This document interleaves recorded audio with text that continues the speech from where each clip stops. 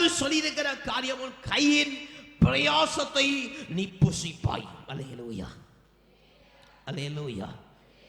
அங்கே சொல்லப்படுகிற காரியம், நீ பிரயாசப்படாத காரியத்தை நீ புசிக்க போறதில்லை. அல்லேலூயா, அல்லேலூயா.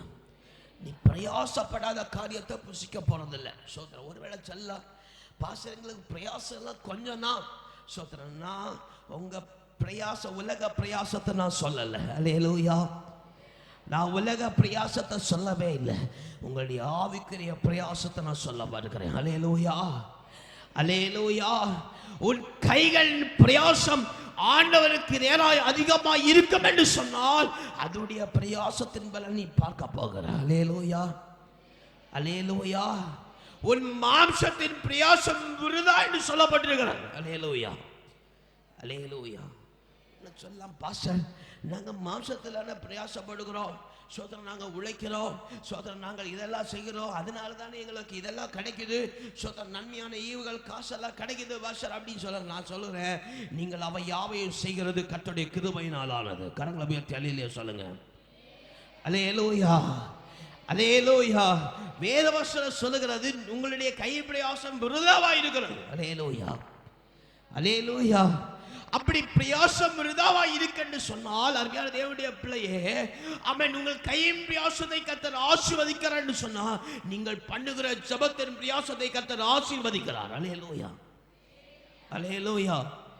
நீங்க பண்ணுகிற வேண்டுதலின் பிரயாசத்தை கர்த்தர் ஆசீர்வதிக்கிறார். அல்லேலூயா, அல்லேலூயா, அல்லேலூயா. நீங்கள் ஆண்டவரே முன்வைக்கிற பிரயாசத்தை கர்த்தர் ஆசீர்வதிக்கிறார். அல்லேலூயா, அல்லேலூயா. கையின் பிரயாசத்தை கர்த்தர் ஆசீர்வதிக்கிறார்.